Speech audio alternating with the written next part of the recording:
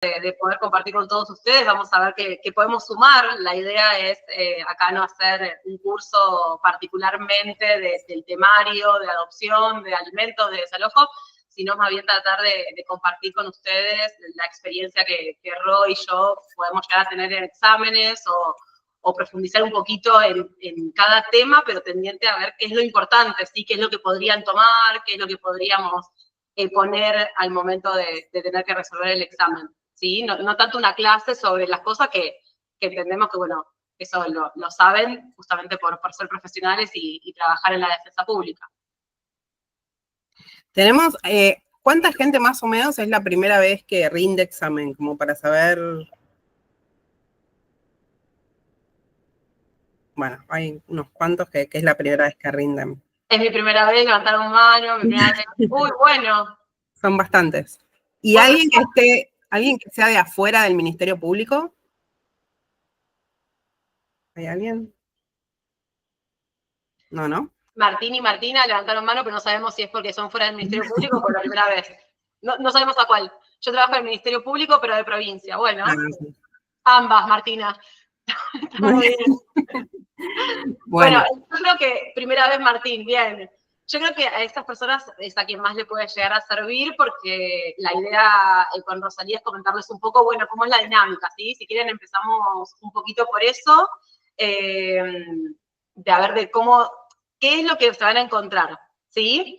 Generalmente se dividen en distintos días la toma de exámenes, son muchas personas inscritas, entonces lo que hacen es poner distintas sedes y a su vez cada día es un tema distinto, ¿sí? Y suele pasar que un día puede ser adopción, otro día puede ser alimentos, otro día puede ser desalojo como materia principal, ¿sí? A su vez, tengan en cuenta que un caso, por ejemplo, de desalojo puede estar intervenido por distintos otros temas, ¿sí? Capaz mezclado con un poco de adopción o mezclado con un caso de alimentos, suelen hacer ese tipo de cuestiones. Con lo cual no es que si en el día de ayer tomaron desalojo, a mí capaz no me toca.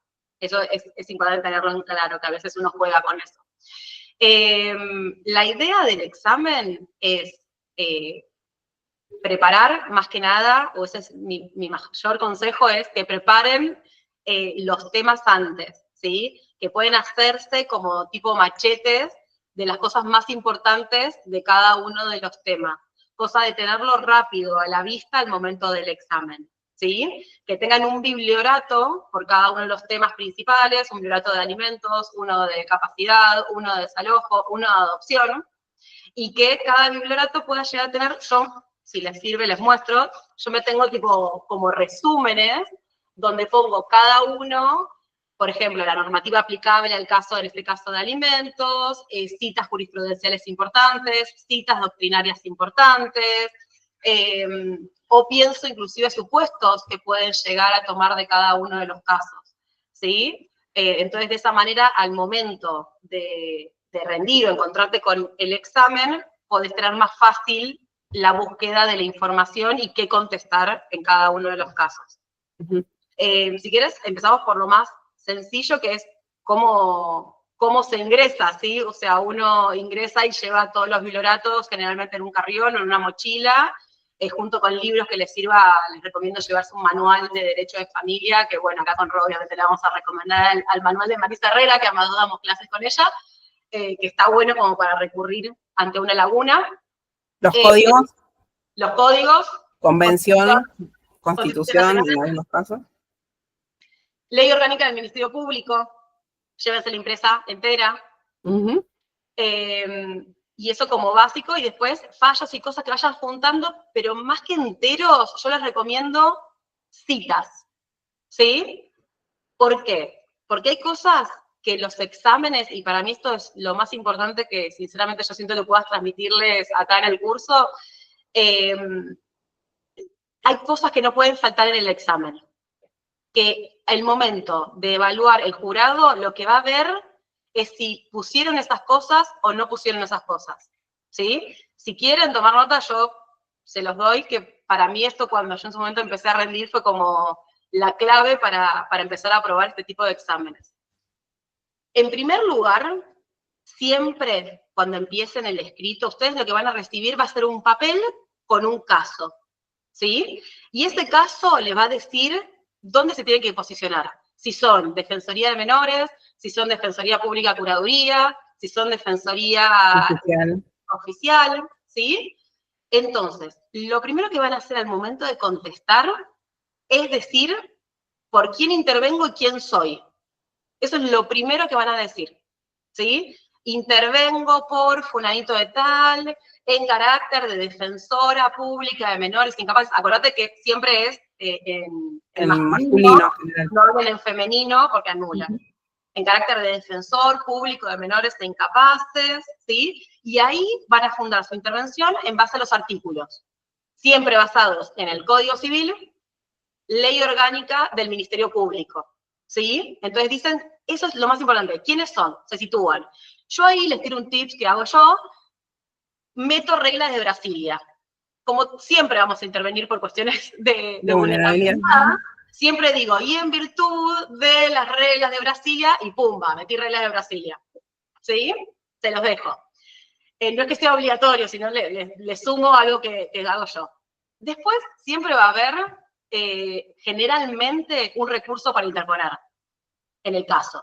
Siempre va a haber un recurso de nulidad, un recurso de apelación, una reposición con apelación en subsidio, generalmente para justamente poder fundar en el momento, ¿sí? Eso les recomiendo que sea lo primero que escriban, ¿sí? Contestar o interponer ese recurso, por ejemplo. ¿Sí? Acuérdense que el recurso de nulidad siempre va con apelación en subsidio, y ese tipo de cuestiones tenganlas en cuenta al momento de cuestiones formales de los recursos, ¿sí? Tengan anotado rápido cuáles son los artículos que corresponden a cada uno de los recursos, ¿sí, Ro? No, algo importante, cuando vienen haciendo eso, también dejan reserva del caso federal, porque en muchos casos lo que señala el jurado es la falta de reserva del caso federal. Entonces, como vienen con el tema de recursos y ahí quizás lo pueden, digamos, enganchar mentalmente como para no olvidarlo, bueno, dejo reserva del caso federal. Y otra cosa que es importante, yo pensaba en esto que decía Paloma de la situación de las reglas de Brasilia en relación a la situación de vulnerabilidad. Lo primero que tienen que ver cuando les dan el caso es a quién, digamos, defensa de quién voy a hacer en ese caso, ¿sí? Pero tratar de advertir todas las situaciones de vulnerabilidad que ustedes vean, ¿sí? Si es migrante, si es niño, niña, adolescente, si es mujer, si está en una situación, por ejemplo, en un desalojo, una persona que quizás tenga una restricción a la capacidad.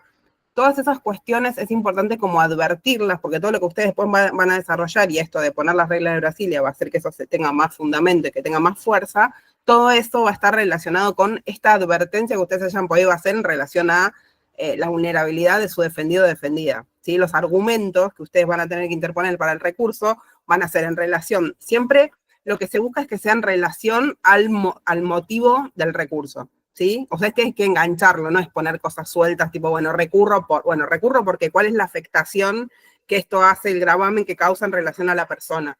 ¿Sí? Entonces es importante que ustedes vean cuáles son esas vulnerabilidades para poder eso dejarlo plasmado, porque un poco de lo que se trata el examen es de ver qué pueden hacer ustedes en relación a un caso.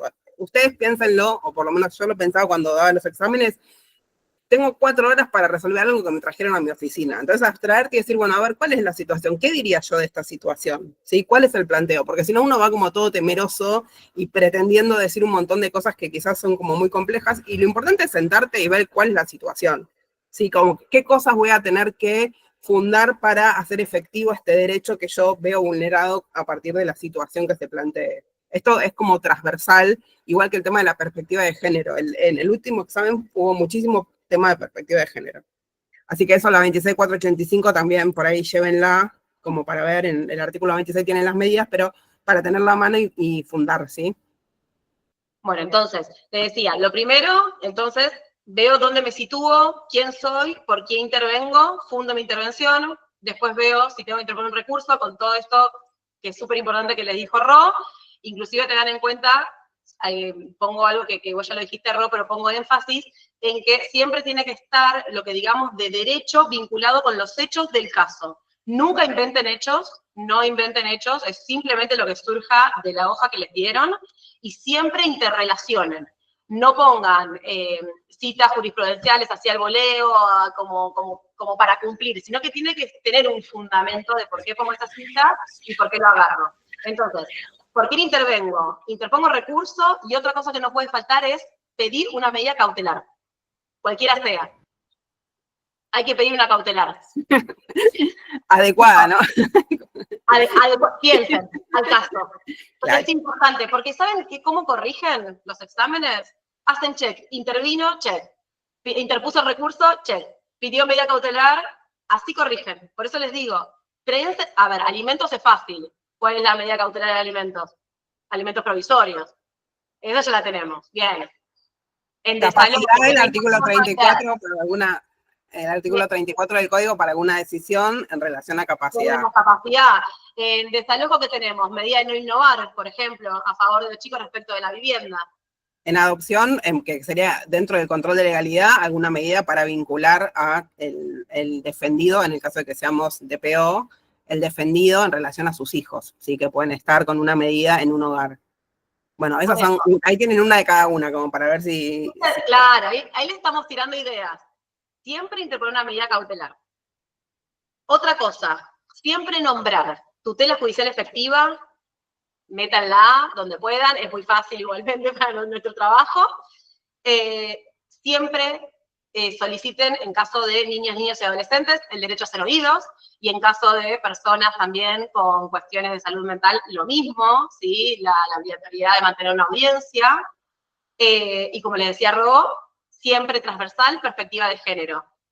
Siempre, de alguna manera, metan la perspectiva de género, como citándola a la CEDAW o las leyes, algo tipo de perspectiva de género, traten de colocar en el momento del examen. Otras cosas es, el jurado va a esperar que ustedes demuestren manejo de normativa vigente, así que siempre, si el caso lo amerita, citen leyes especiales, siempre, citen artículos, y en base a qué artículos del código están pidiendo lo que están pidiendo, y a su vez va a evaluar si ustedes tienen manejo de jurisprudencia y doctrina. Entonces, siempre tengan una cita de la Corte Interamericana de Derechos Humanos, que mi truco es citar siempre Furlan o Fornerón. Fornerón, Furlan.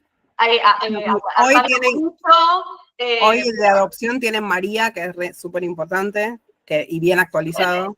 Si encuentran algo específico, es un gol. Olvídate. Pero si no, siempre tengan a mano una de las citas de estos casos, que siempre hablan de vulnerabilidad, de situación de acompañamiento estatal hacia determinadas circunstancias. Entonces, metan. Furlan en relación a la intervención del Ministerio Público. Ahí está. Tengan en cuenta eso. Otra cuestión también es el principio de oficiosidad. Nosotros le estamos pidiendo al juez, ¿sí? Entonces, lo que podemos decir en muchos casos es, bueno, en virtud de esto, insta vos también, desde tu parte, juez, lo que yo te vengo a pedir. No es solo una obligación mía como parte, sino que vos también lo podés hacer. Entonces, tratando de... Tengan en cuenta esto, lo que ustedes van a tener que poner son argumentos, no les van a pedir la forma del escrito. Entonces, tiene que estar bien fundado, bien relacionado, y por el otro lado tienen en general un máximo de hojas. Esto hace que uno tenga, que no se puede ir por las ramas. Si vas a buscar una cita, buscate una buena cita y que sea conducente para el planteo que vas a hacer, pero no pongas esas citas que son eternas y que en realidad lo que te está diciendo la mitad son los hechos del caso, ¿sí? O sea, ese es un trabajo importante para hacer previo al examen, buscarse buenas citas, y en general hay fallos de algunos temas en particular, pero creo que en todos pasa lo mismo, que tienen como un buen desarrollo el fallo, ¿sí? Es encontrar un fallo que tenga una buena explicación del tema en general. Esto, doctrina nacional, jurisprudencia nacional e internacional, todo lo que tiene que ver con el marco normativo y el marco normativo internacional, o sea, la CEDAW en el caso de que haya violencia de género, todo lo que tiene que ver con la Convención de los Derechos sobre Niños, todo lo que tiene que ver con si hay personas adultas mayores también. O sea, tengan en cuenta que hay algunos instrumentos internacionales que sirven para fundar todo esto. Entonces uno, como decía Paloma, se va armando como bueno, esto lo puse normativa, puse normativa internacional, puse jurisprudencia, busqué jurisprudencia internacional, metí un parrafito de jurisprudencia internacional. ¿Sí? Esto es súper importante porque es un poco lo que chequean al momento de las notas. Y quizás estas cosas hagan la diferencia entre alguien que por ahí va y hace un examen correcto, advirtiendo, digamos, todas las vulnerabilidades y haciendo los planteos que son conducentes, y alguien que por ahí le mete un plus en relación a, bueno, no solo esto, aparte vino y trajo un fallo de la Corte Interamericana, ¿sí? También las reglas de Brasilia, y en algunos casos hay informes o cuestiones que hacen el Comité de los Derechos del Niño, resoluciones o cosas así, que también si las encuentran a veces algo nuevo, algo último, está bueno también citar. Tal cual. Ahí Ceci de Luca ponía por escrito que duraba 3 horas el examen y son 3 carillas. Ceci, eso se plantea. Bueno, entonces, fallo Corte Interamericana, fallo Corte Suprema, siempre también está bueno, fallo de primera instancia o de Cámara, si tienen algo como muy que corresponda a este caso. Doctrina, siempre tengan una doctrina a mano para citar, ¿sí? Nada, si llevan un manual, bueno, alguna cita capaz de ese manual o algo que ya hayan preparado respecto del tema.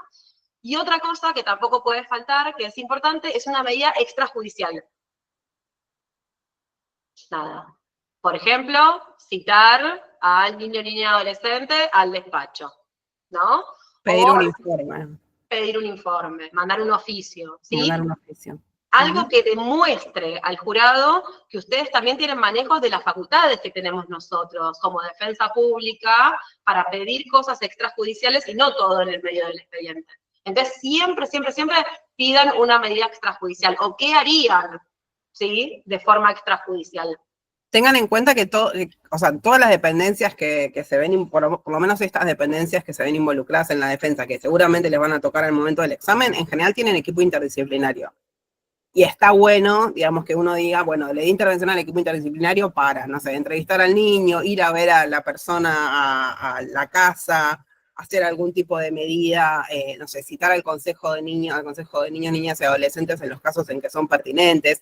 O sea, lo que uno tiene que dar cuenta es, bueno, yo no solo conozco lo que hago yo, sino también que hay otros organismos que intervienen en estos procesos, sobre todo, por ejemplo, el consejo de niños cuando hay niños, o alguien a quien exigirle algo, pedirle algo, si es que yo, por ejemplo, estoy pidiendo, no sé, una silla de ruedas para una persona que tiene una restricción de la capacidad. Bueno, yo no, o sea, eso tiene que ser un pedido a alguien, ¿sí? Lo que yo tengo que advertir es, ¿a quién le voy a pedir esto? Bueno, oficio tal para que en el plazo de 48 horas me otorgue la, ¿sí?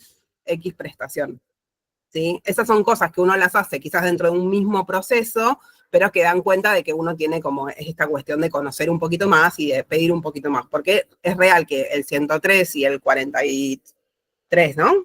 47, los artículos que son en relación a la actividad que tiene el defensor de menores son muy amplios, o sea, tienen muchas facultades como para hacer estas cuestiones. Ustedes podrían decir, bueno, yo intervengo solamente en representación, ya sea, digamos, como principal o como subsidiario, pero por otro lado puedes hacer un montón de cosas que son de buena práctica, es decir, que yo conversé con el niño en mi despacho, que yo di intervención al equipo interdisciplinario, esas cosas son bien vistas, digamos, ¿sí? Al momento de la corrección de los exámenes.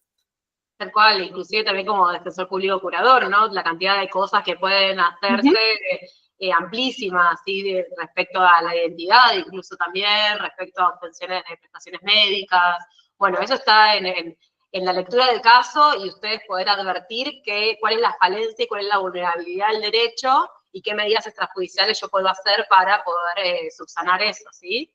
Y bueno, la última, al menos como para mí lo más importante, es la reserva de caso federal, que la dijo Ro, eso no lo olviden por nada del mundo, que pueden también basarlo en derechos convencionales y constitucionales, ambos dos, ¿sí? Algo que sirve mucho, que los invito a hacer en caso que quieran, es leer las correcciones de exámenes anteriores, ¿sí? Tomarse el trabajo, no van a saber el caso, pero van a poder interpretar más o menos de qué trata, y van a ver qué es lo que corrigió el jurado. Todo eso está subido a la página del MPD, si ustedes se van a técnicos jurídicos finalizados, ahí les aparecen los anteriores, y pueden leer las correcciones. Ahí van a ver que alguna vez se dicen no citó tal cosa, o no fundó con jurisprudencia, o no reservó caso federal, y van a ver que eso suele repetirse en todos los jurados. ¿Sí? Que son cosas que le prestan mucha atención. Por eso, al menos, por identificar qué recurso interponer o qué pasó y pedir todas estas cuestiones, ya por lo menos hace que el examen pueda llegar a estar aprobado, ¿sí? Esto es importante. Cosas a tener en cuenta, capaz un poco más banales, tengan en cuenta que esas 3 horas no pueden salir a ningún lado, ¿sí? ¿sí? Al baño solamente. Para ir al baño es de a uno y tenés que levantar la mano y pedir más o menos turno. ¿Con qué quiero decir con esto? Llévense agua, llévense caramelos, llévense, si toman Coca-Cola, para mí es la salvación en sus exámenes. Nada, alguna galletita o frutos secos o barrita de cereal o algo, está bueno como para tener, para ir pasando el rato. ¿Sí? Sí, y otra cuestión, o sea, tengan en cuenta que no hay que alterar los márgenes en los que se escribe, o sea, el tema del formato es muy importante porque, o sea, lo que se entiende es que si vos modificás el formato podría querer hacerte notar quién sos, ¿sí? Entonces es muy importante en ese sentido que todos los exámenes, por eso si les dicen vamos a ir como defensor de menor, en general los ponen en masculino, todos escribimos como defensor. Ahí traten de no, quienes somos mujeres a veces es como más difícil, pero bueno, hay que concentrarse en que eso tiene que estar de esa manera, ¿sí? No modificar esas cuestiones. Para evitar por ahí que en algún momento alguien te haga un cuestionamiento en relación a que dejaste ver quién eras, ¿sí?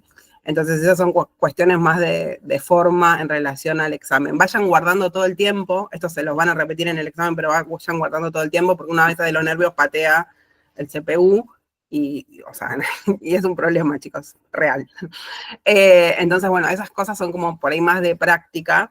Yo creo que otra cosa importante, pero ya más de fondo, es ustedes vean que hay como mucha transversalidad, ¿sí? Los temas fuertes son 4, que era un poco lo que hablábamos por ahí con Paloma cuando estábamos conversando acerca de esto. Los temas fuertes son 4, en general viene un tema importante con esto que decíamos, ¿no? Con este agregado de otra situación que hay que advertir y que seguramente también te va a pedir o te va a pedir que hagas alguna medida en relación a eso. Me acuerdo que, por ejemplo, no sé, el año pasado, el examen pasado había una cuestión de un desalojo, pero también había otra medida que había que pedir en relación a eso, o hay una situación de violencia que amerite que, aparte del recurso que pongas, por ejemplo, no sé, en una adopción, aparte de eso, adviertas esta cuestión de violencia y porque esta persona por ahí no pudo ejercer su derecho en ese momento. Entonces, todas esas cosas es importante que también las vean y que al menos, o sea, si bien lo importante en ese caso también tiene que ver mucho con advertir qué es lo importante, ¿sí? ¿Cuál es el centro de la cuestión que me están planteando? Este es el centro ahora, todo lo demás lo tengo que poner igual. Agoto el centro y lo demás lo agrego, ¿sí? O sea, no, traten de, cuando ven el examen, uno tiene que poder ver qué es lo importante del caso. Esto lo hacemos todos en lo diario, en el trabajo. Bueno, esto es lo urgente, esto es lo que hay que resolver rápido, y lo demás lo voy a agregar una vez que ponga todo en el caso que me están planteando.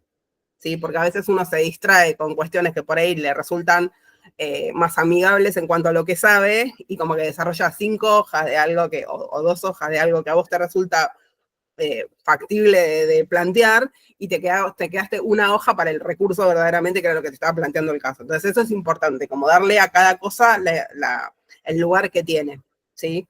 Yo en general hago esto, busco lo importante, planteo lo importante y después empiezo como a ir desarmando el resto.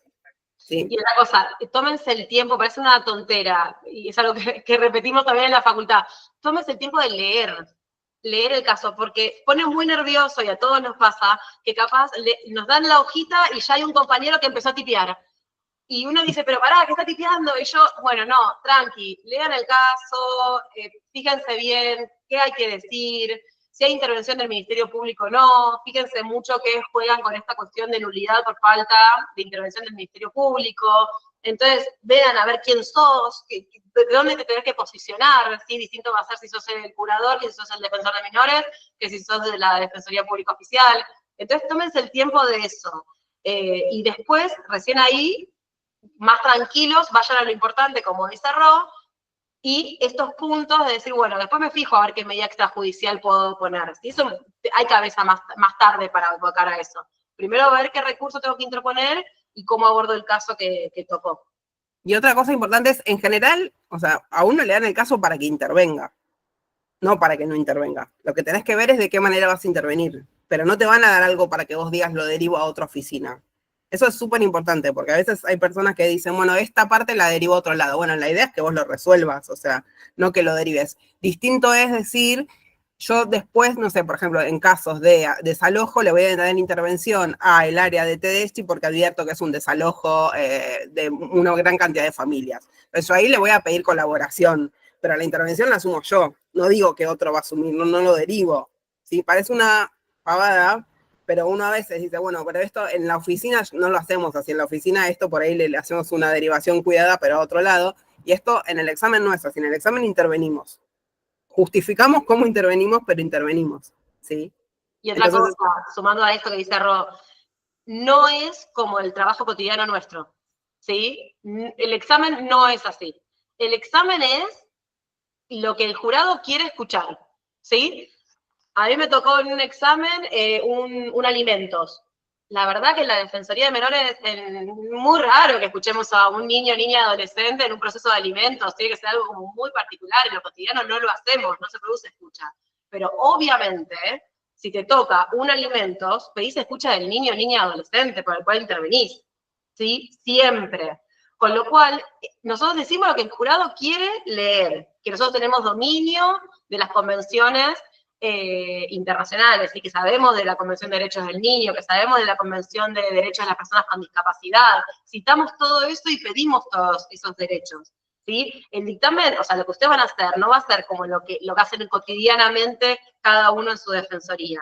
Eso ténganlo en cuenta porque es importante, que es algo distinto. ¿Sí? Y algo más que quisiera sumar es, nada, transmitirles que es muy particular este tipo de exámenes. Este tipo de exámenes, si le va mal a uno o si le va bien, no implica lo profesional o lo que cada uno haga en su trabajo, ¿sí? Son instancias de evaluación que a veces salen bien y nos va muy bien y a veces nos va muy mal. Entonces también tengamos en cuenta eso para con uno mismo, para con los compañeros, ¿sí? Es algo que, si es el primer examen que rinden, traten de tomarlo como experiencia. Es algo distinto. No se parece a un examen de la facultad, es otra cosa. Entonces, bueno, tómenlo como experiencia, como posibilidad de probarse a uno mismo, a ver cómo va. Y eso también los va a ayudar a, en otro examen que se presenten, bueno, tener más canchas, saber a qué se someten, o saber cómo estudiar antes, ¿sí? Porque capaz esto no es estudiar y aprenderte de qué se trata el alimentos, sino más bien esto que le decíamos con Rod, poder tener las citas a mano, poder tener la jurisprudencia, la convención, ese tipo de cosas. Pero a mí me sirvió mucho siempre, o sea, esto que decimos, ¿no? Uno se pone muy ansioso, son instancias que no dejan de ser instancias de evaluación, sabemos que hay como toda una carga con la evaluación y la mirada del otro, otra, y estamos en un lugar donde todos somos profesores. Bueno, eso hay que bajarlo, porque uno puede tener un mal día, puedes llegar a la computadora y que justo te tocó el tema que más dudas tenía, que en general es lo que pasa, porque siempre uno piensa, ay, ojalá me toque tal y te sentaste y es otro el tema. Al ojo, y 5 minutos de pánico, ¿qué hago con esto? Bueno, todos los temas es importante, por eso, tenerlos ordenados, no lleven un montón de material que no leyeron porque no sirve, o sea, sirve tener en la cabeza las situaciones y quizás a mí lo que me sirvió mucho en los exámenes fue, yo, ¿qué planteos tengo para esta situación? ¿Qué me pueden pedir de adopción? O sea, que sea una adopción simple, plena, de integración, bueno, me busco un fallito bueno de cada cosa y me llevo uno de cada cosa o 2 de cada cosa, ¿sí? Pero tener 5 fallos que no leímos, para empezar a leer en ese momento, la verdad que te pone muy nervioso, que no es necesario. Tener un buen manual sirve por las dudas, porque si te entra alguna duda más de concepto, decir, bueno, voy y en un manual tenés 5 páginas de un tema, que lo lees en 2 minutos. Pero no llevar un montón de material inabordable, porque en ese momento también te pone nervioso, porque se te mezclan las hojas, ¿sí? Bien señalado, una carpeta, lo ideal es una carpeta para mí de cada cosa, tener bien puesto, por ejemplo, no sé, intervención, tal párrafo de intervención, o te llevas el párrafo transcripto o te llevas marcadísimo en el fallo lo que vos querés poner, ¿sí? Eso también, marquen bien en el fallo, no se pueden en general poner anotaciones, así que vean de qué manera eso lo solucionan.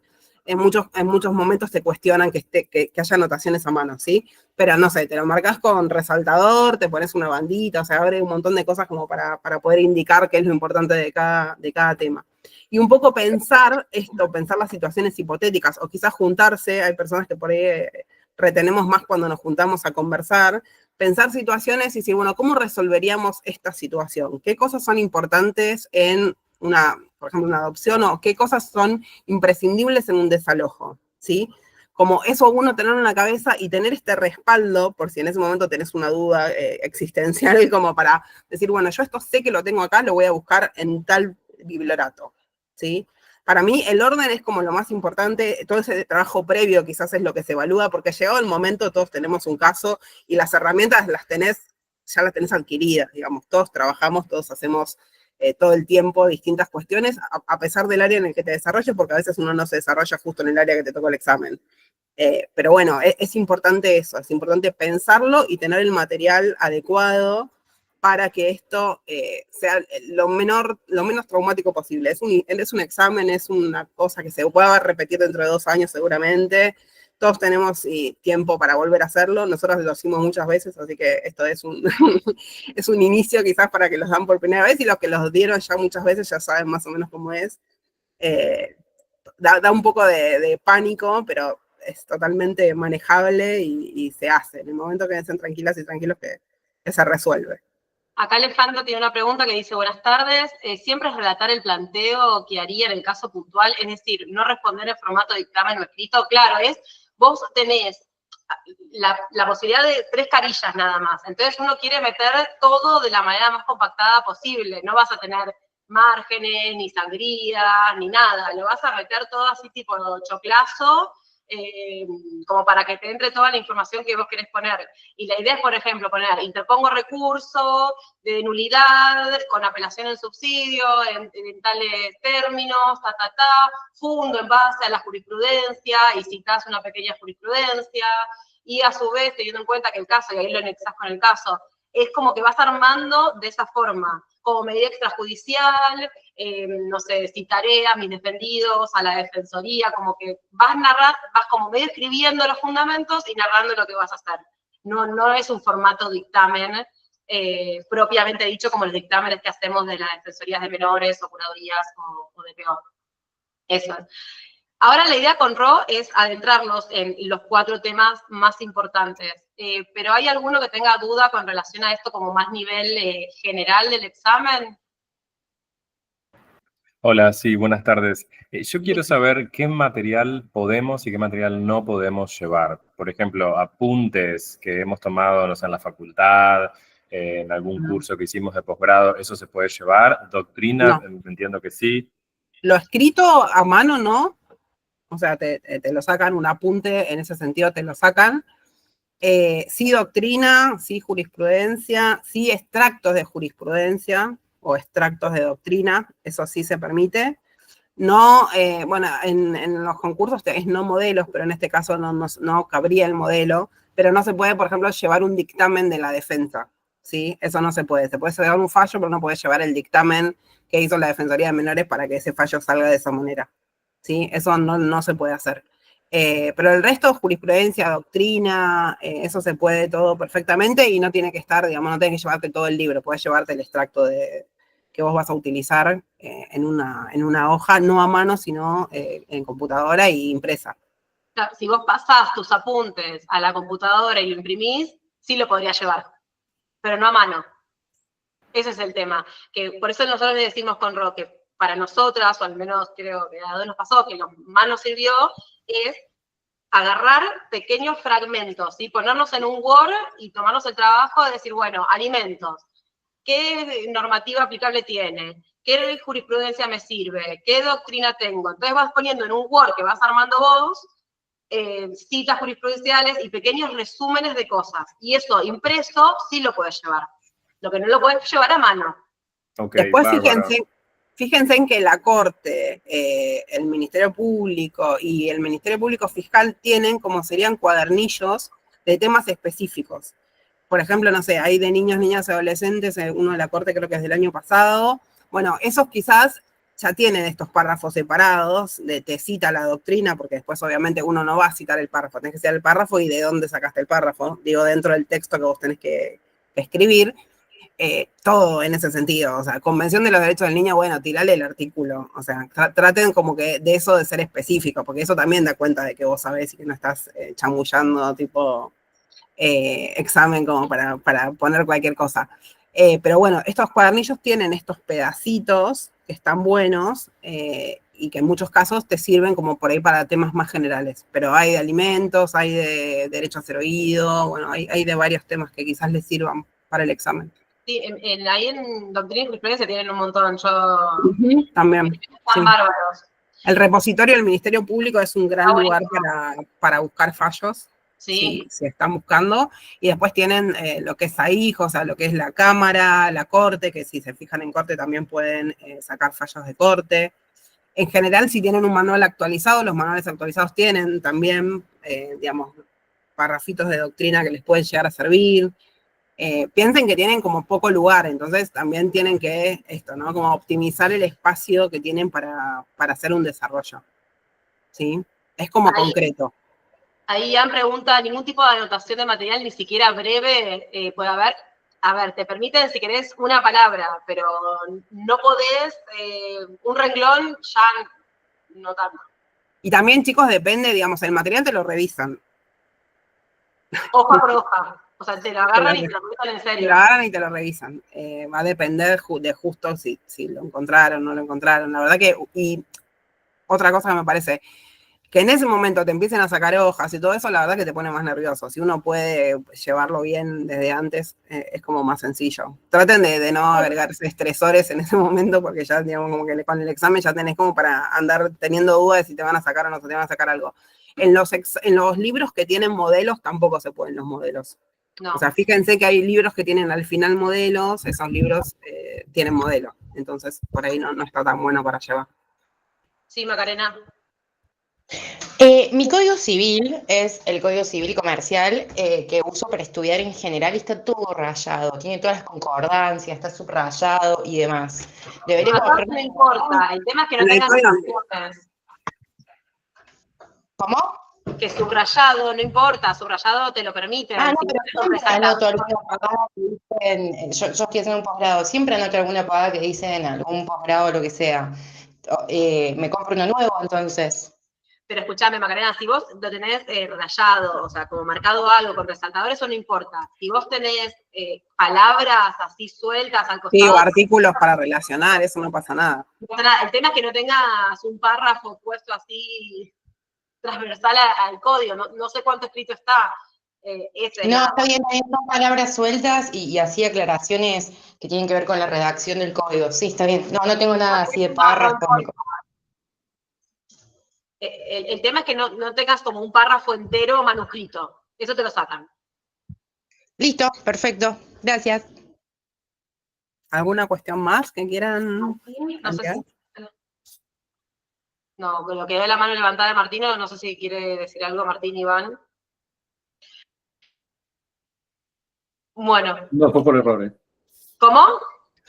Fue por un error. Ok, listo, no te preocupes, Martín. Bueno, seguimos entonces, si no hay preguntas así como generales, por cada uno de los temas, ¿sí? Como para, por lo menos, no vamos a dar clase de alimentos, ni de adopción, ni nada de eso, sino simplemente como tratar de marcar las cosas más importantes, como para que tengan en cuenta, ¿sí? Que capaz que nosotras creemos que de esos temas no podría faltar determinadas convenciones o determinadas leyes o determinada mirada sobre posibles casos que puedan dar, ¿sí? No sé bueno, a ver, si quieren empezamos un poco como los tenemos acá, que tenemos adopción, desalojo, alimentos y capacidad, ¿sí? Como más o menos para hacer de esa manera. Adopción lo que tenemos que tener en cuenta que puede llegar a ser alguna sentencia, ¿sí? Siempre tienen que tener en cuenta que una de las cuestiones que por la que se puede plantear una nulidad es por el tema de la falta de intervención del Ministerio, digamos, de la Defensoría de Menores, en estos casos, de personas menores de edad. Eso es una de las cosas que puede llegar a ser. En general, el tema de nulidades, alguna nulidad siempre hay dentro de los exámenes, a alguien le toca. Entonces, esa puede ser una cuestión.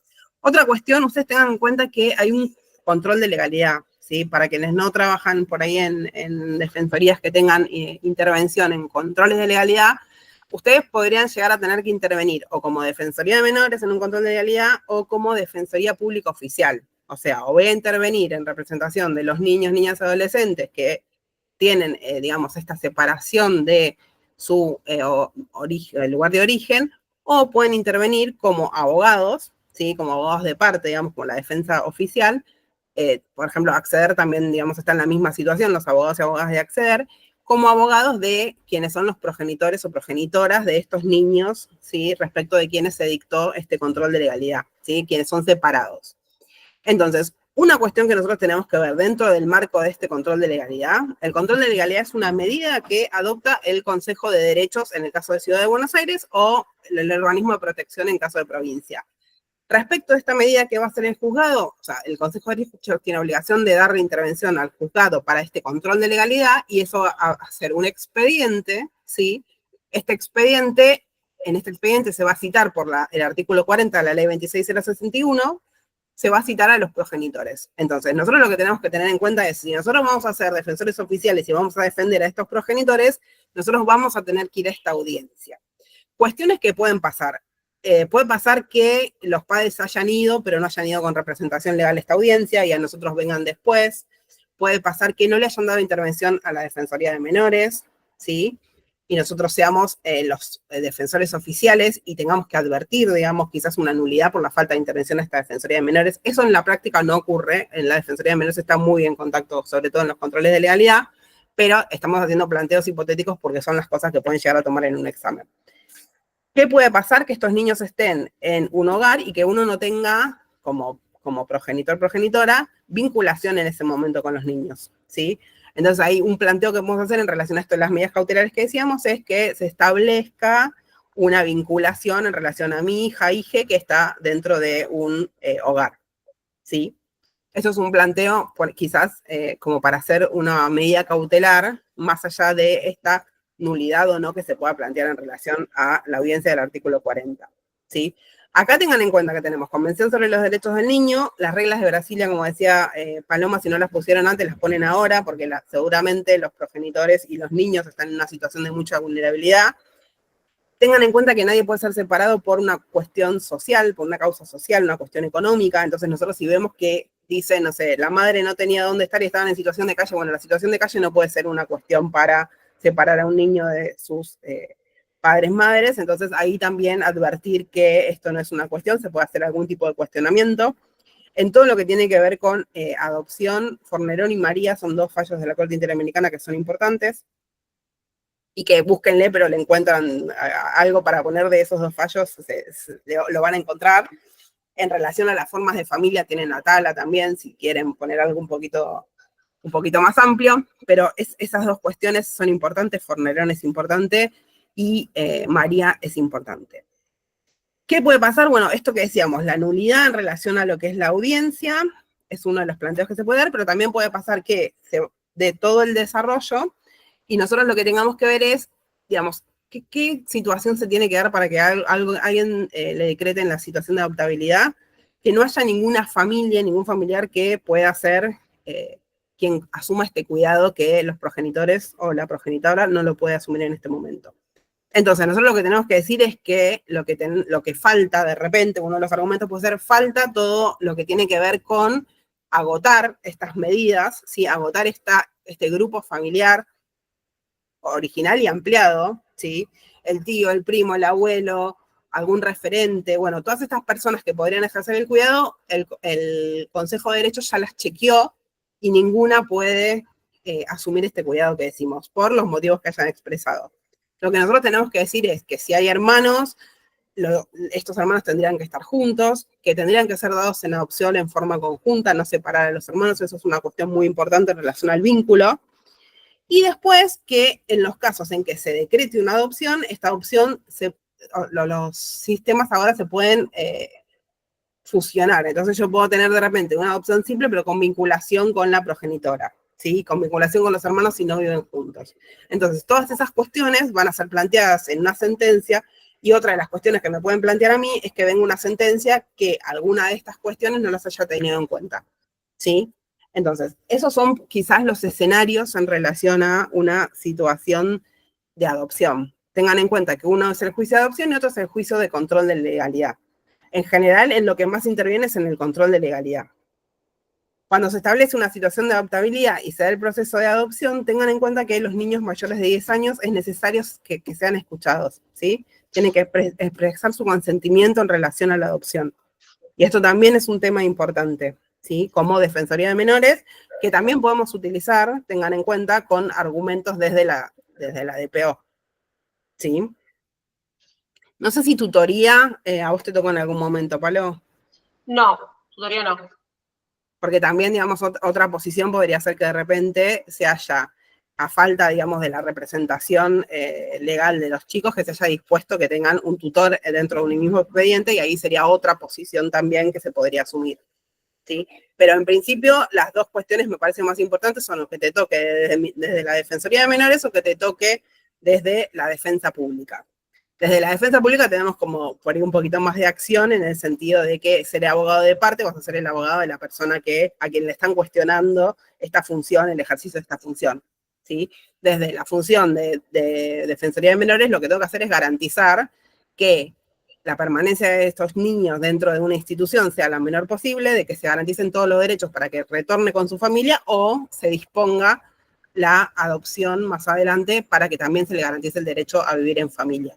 Todo esto tengan en cuenta que todos tienen su correlato en convenciones, o sea, la Convención de los Derechos del Niño, el derecho a vivir en familia, el derecho a la protección integral, el interés superior del niño lo pueden también poner en ese caso, no sé qué más. Pero bueno, todas estas cuestiones son importantes al momento de plantear dentro de una adopción. Y después tienen todo lo que es la adopción de integración, que también es interesante, porque creo que la vez pasada vi una adopción de integración, que la opción de integración tiene otros requisitos, esto no se los digo artículo por artículo porque ya todos lo deben tener a mano, pero que tiene otro cuestionamiento, porque en realidad en una adopción por integración lo que tenemos es un vínculo que se está dando en los hechos que queremos darle un encuadre jurídico, ¿sí?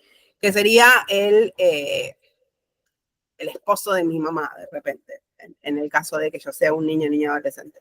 Bueno, también se dieron cuestiones con estos progenitores afines que se generan a partir de esta intervención, incluso creo que el año pasado lo habían cruzado con alimentos, con alguna cuestión de alimentos, ¿sí? Los alimentos del progenitor afín.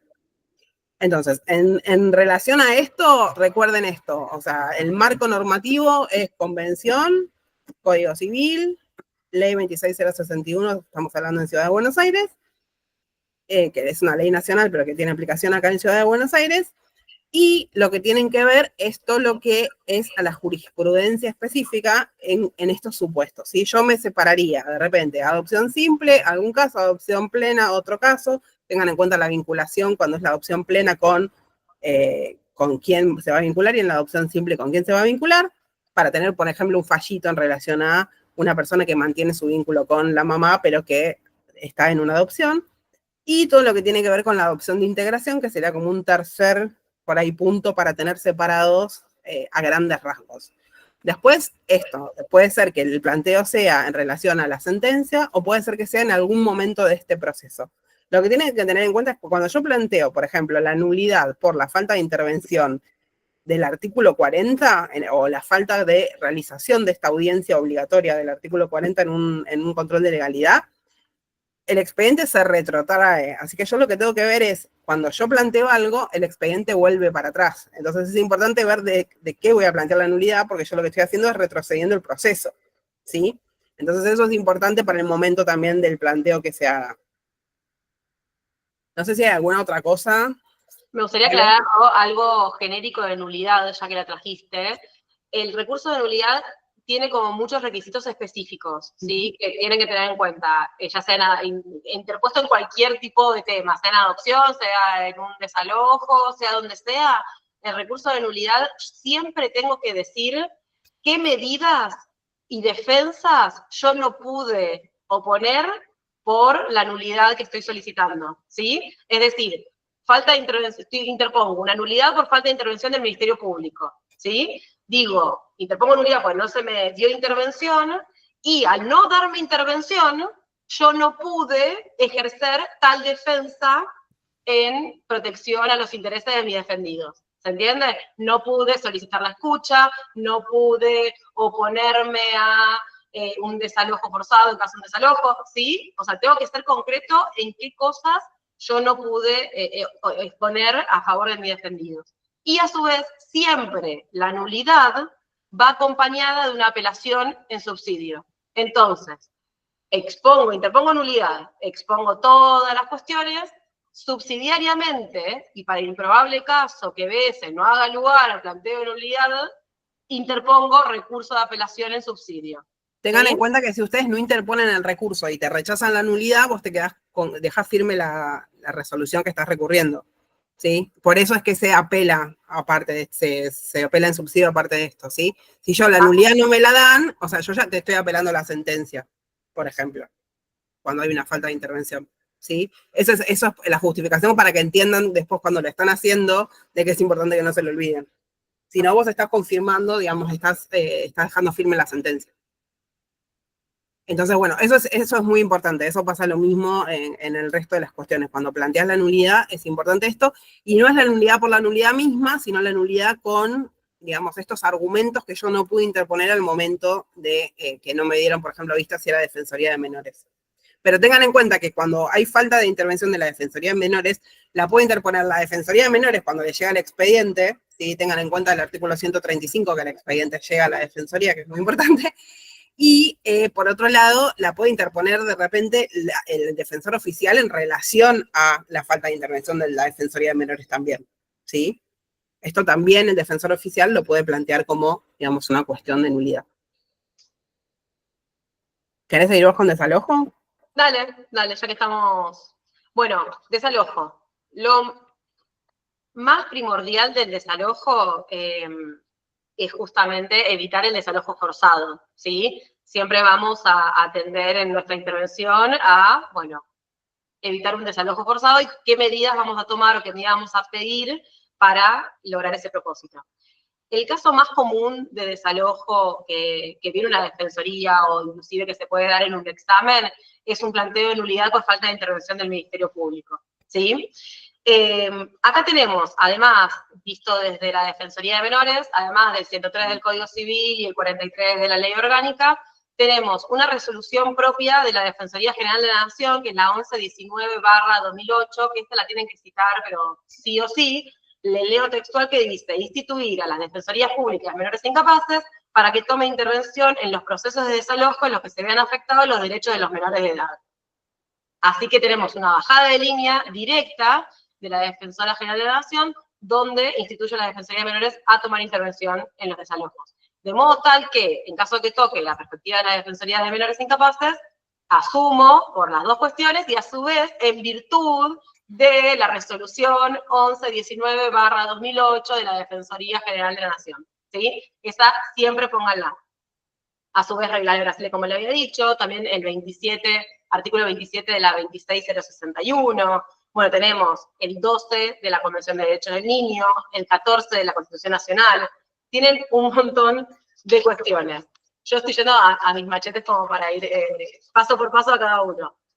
Fallo importante en materia de desalojo, para poder citar por falta de intervención del Ministerio Público, es el caso de la Corte Suprema de Justicia de la Nación, Pastrana, 2007, viejo, pero vigente, que justamente lo que habla es, en un caso que se omitió la intervención del Ministerio Público y dijo que todo era nulo por la falta de intervención del Ministerio Público, un caso de la Corte. Con lo cual, este parrafito del caso Pastrana está bueno que lo tengan a mano en caso que le toque un caso de desalojo.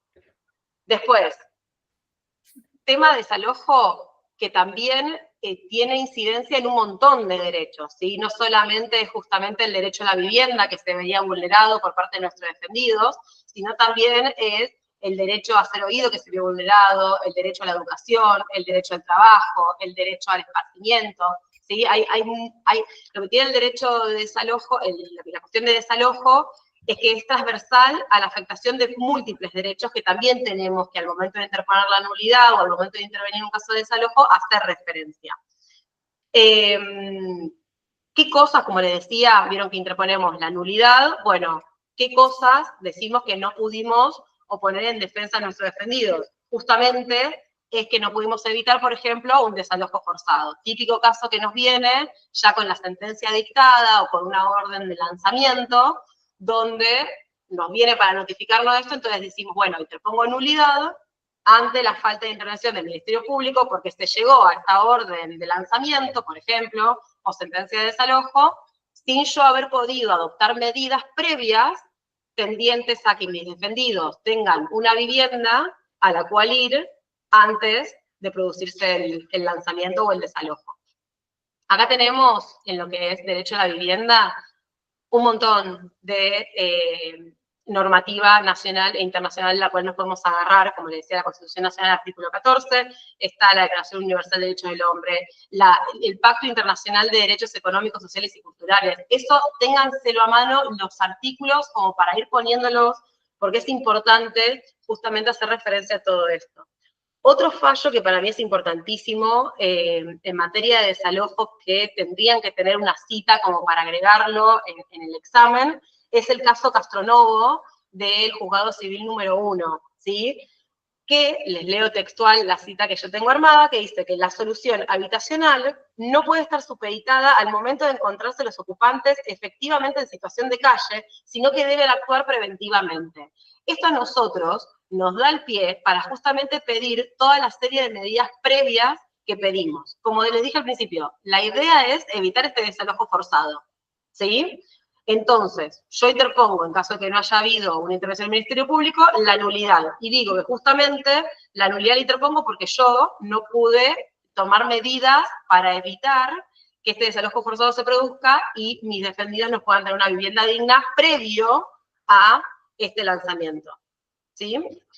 Otro caso que es importante para mí es el caso Berbinsky, de la Corte Suprema de Justicia de la Nación, que también tiene citas que están muy buenas con relación a eso, más que nada con relación a la convencionalidad y constitucionalidad de los derechos. Y algo particularmente es la observación general número 7, del Comité de Derechos Económicos, Sociales y Culturales. Que esa observación general número 7 lo que nos va a decir es en qué condiciones se puede dar la legalidad de un desalojo. O sea, qué medidas previas se deben adoptar a nivel judicial para evitarse ese desalojo forzado que queremos evitar.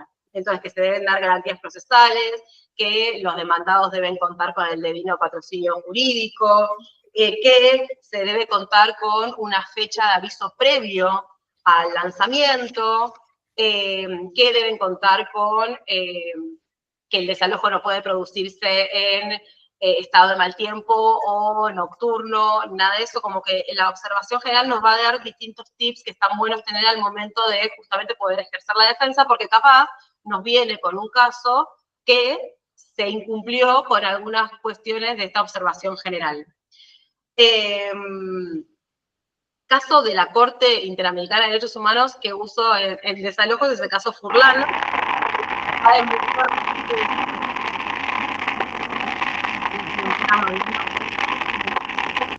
mucho ruido. El caso Furlan, le decía, de la Corte Interamericana de Derechos Humanos. Bueno, esto nos ayuda mucho, yo lo cito como para justamente hacer como este control de convencionalidad de los derechos, ¿sí? Porque ¿qué nos importa acá mucho? De que no haya rigorismo formal, ¿sí? Eso es lo más importante, de decir, bueno, muy bien, el actor tiene su propiedad y tiene derecho a reclamar la tenencia de su propiedad, perfecto, pero ese derecho que tiene el propietario no va a ser en detrimento de los derechos constitucionales y convencionales que tienen mis defendidos a justamente tener una vivienda digna y toda la transversalidad de derechos que yo les decía que tienen a su vez, el derecho a educación que se ve afectado, derecho del trabajo, al esparcimiento y demás.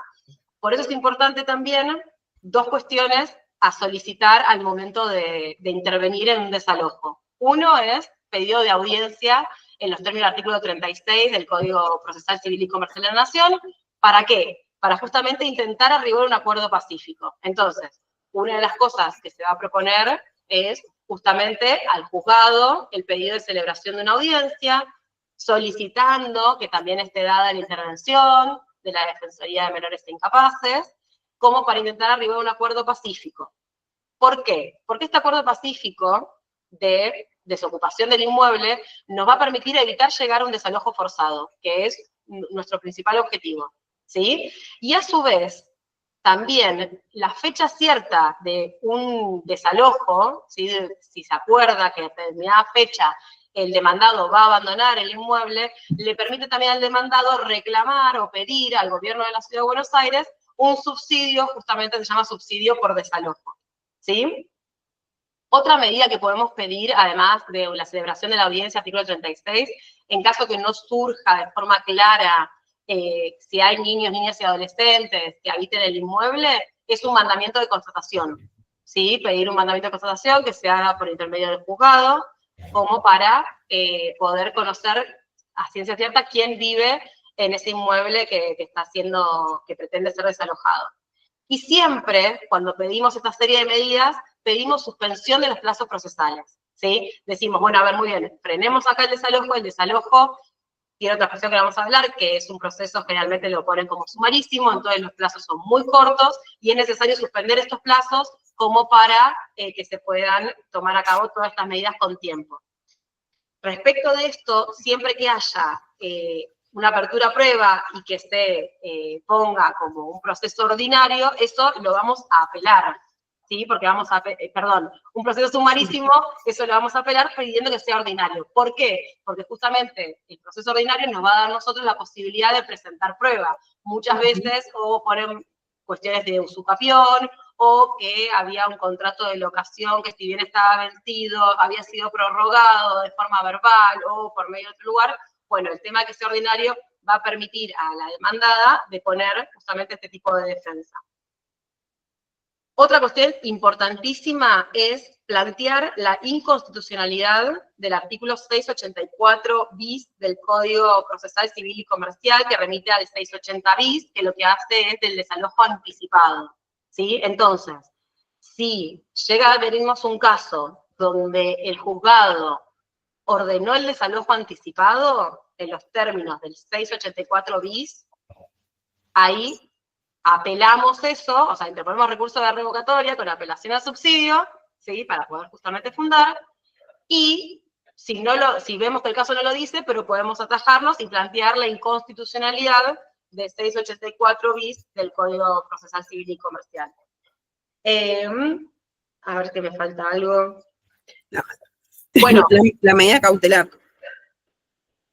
No, como medida cautelar puede ser, que se le ocurre una medida cautelar, por ejemplo... Para que no se innove en el lugar de alojamiento de la vivienda. Para que no lo saquen hasta tanto tengan otro lugar, ¿sí? Y el pedido también se puede hacer medida extrajudicial, por ejemplo, en caso de desalojo, puede ser libramiento de oficios, ¿sí? Poner en conocimiento a la Asesoría General Tutelar, al Consejo de Derechos de Niñas, Niños y Adolescentes. Ministerio de Desarrollo.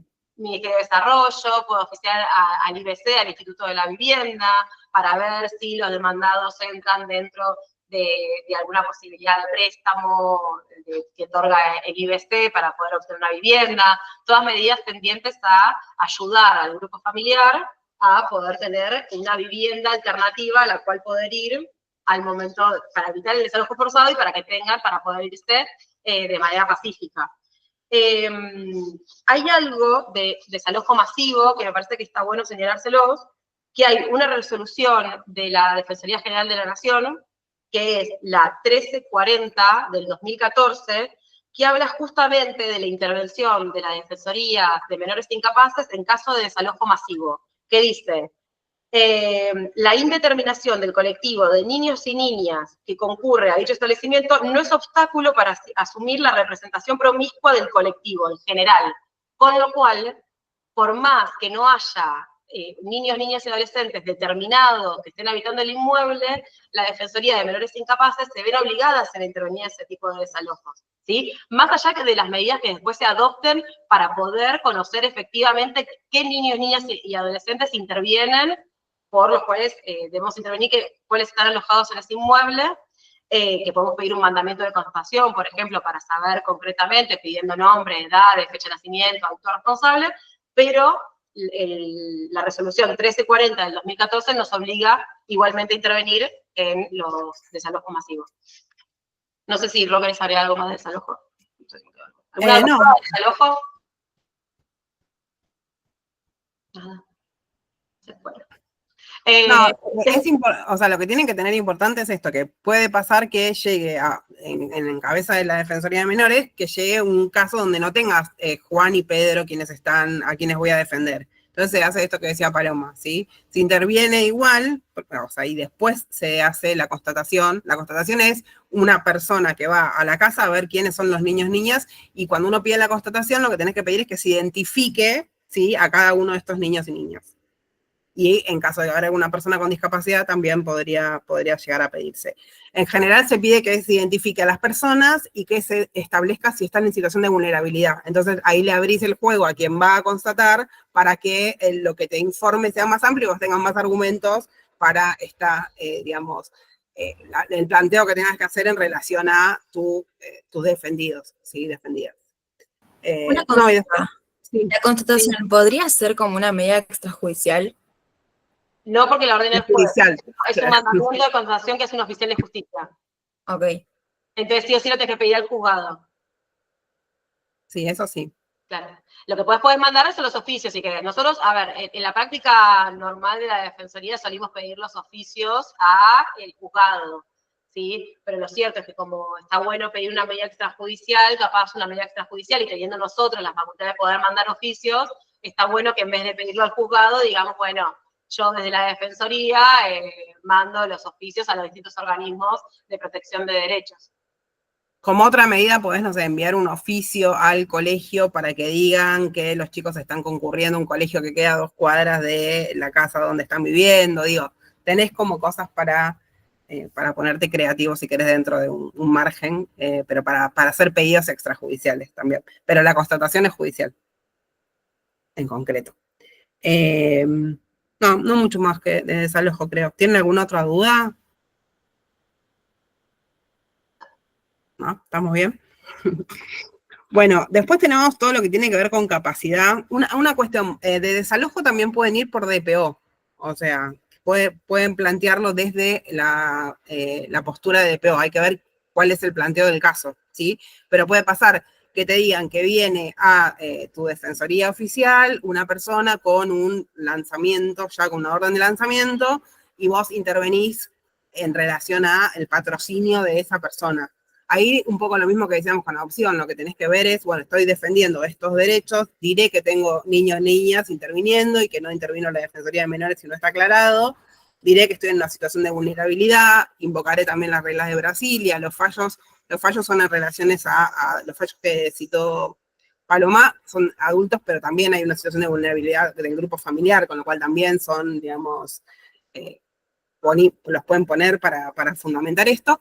Y por otro lado, también lo que hay que ver es que lo que se requiere, que un poco lo dicen las observaciones generales, no es solo que me soluciones el tema habitacional, no es que me mandes a cualquier lado, sino que el lugar donde yo vaya sea un lugar digno, ¿sí? Esto de la vivienda digna también es importante como para citar. O sea, no es que nos desparramen a todo el grupo familiar por distintos hoteles para poder darme algún tipo de alternativa, sino que nosotros, por ejemplo, hacemos un grupo familiar, tenemos que estar unidos en algún lugar, ¿sí?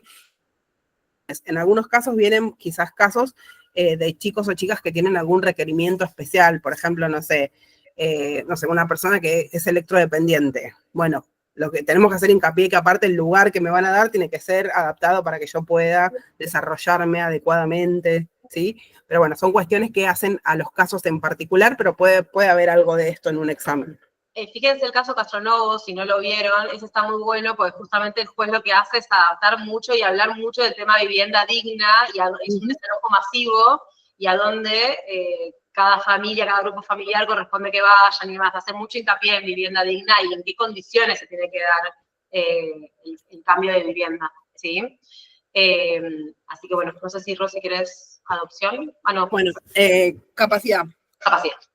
Bueno, capacidad es un poco, digamos, también otro tema que es bastante amplio. Tenemos, obviamente, que la Convención sobre los Derechos de las Personas con Discapacidad, el Código Civil, y lo importante es, digamos, el modelo social de discapacidad establece que las personas son, en principio, capaces, ¿sí? Nosotros vamos pro capacidad, ¿sí? Toda la defensa pública va pro capacidad con los cuidados que hay que tener en relación a las necesidades de apoyo que va a tener una persona. Entonces, los planteos que se pueden llegar a dar son instancias donde hay un pedido de restricción de capacidad para una persona y una sentencia en relación a este proceso que se dio para determinar si requiere o no apoyos. ¿Cuál es el cuestionamiento? Cuando yo tengo una sentencia, lo que se estableció después del Código del 2015 es que la sentencia tiene que ser a medida. Esto que requiere que de los informes que yo tengo, los derechos que yo voy a restringir tengan en cuenta que la restricción de capacidad es es de cuestiones jurídicas, ¿sí? No le puedo restringir a alguien el derecho a vivir solo, ¿no? Tiene que ser digamos, los cuestionamientos, la determinación en actos jurídicos. Entonces, yo de repente, ¿qué me pueden restringir? Disponer de bienes inmuebles. ¿Sí? Eso es una restricción que puede ir. Pero esta restricción, que me va a salir en la sentencia, tiene que tener un correlato con los informes que digan que yo tengo, digamos, dificultad o que necesito un apoyo para ejercer este derecho. Entonces, ustedes lo que tienen que ver en estos casos es, si a mí me dan una sentencia, sí, que le limita la capacidad, ¿en qué cuestiones se la limita? Porque ahí voy a ver si puedo hacer un planteo o no en relación a esto, y quizás les diga algo de, bueno, de la evaluación surge que la persona no puede, no sé, vivir sola. Después hay actos específicos como votar, contraer matrimonio, bueno, que esos actos hay diversas cuestionamientos, pero que hoy están zanjados y que hoy una persona no deberían de restringirle, por ejemplo, la posibilidad de manejar, ¿sí? Hay digamos, un ente que es un registro que establece si vos podés o no podés manejar. Entonces, lo que nosotros tenemos que ver es que que haya un correlato entre la limitación que tengo, la limitación que me plantean, con el informe del que va a surgir esta limitación. Por otro lado, una cuestión que hablábamos antes es de todo lo que tiene que ver con el artículo 34. El artículo 34 establece estas medidas cautelares. Es importante eso que lo puedan citar. ¿Esto para qué? Porque yo cuando tenga la sentencia ya voy a tener limitada la capacidad y establecido quién va a ser mi apoyo y para qué cuestiones voy a necesitar ese apoyo. Pero previo, cuando todavía no hay sentencia, quizás haya que hacer algunos actos y todavía no tenga esta limitación a la sentencia. Entonces ahí se puede pedir con la medida del 34, por ejemplo, que me den facultades a mí como defensor público curador para